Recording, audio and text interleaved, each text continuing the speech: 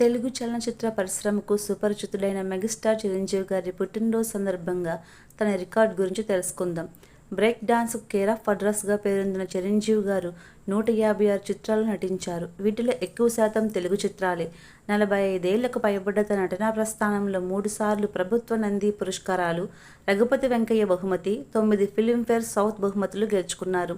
చలనచిత్ర రంగంలో ఆయన చేసిన సేవలకు గాను పద్మభూషణ్, పద్మవిభూషణ్ పురస్కారం లభించింది.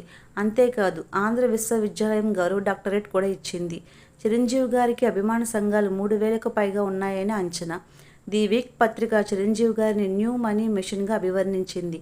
1978 సెప్టెంబర్ 22న తన కెరీర్ ప్రారంభించిన చిరంజీవి గారు సరిగ్గా అదే రోజు 2024లో గిన్నిస్ బుక్ రికార్డులోకి చేరారు.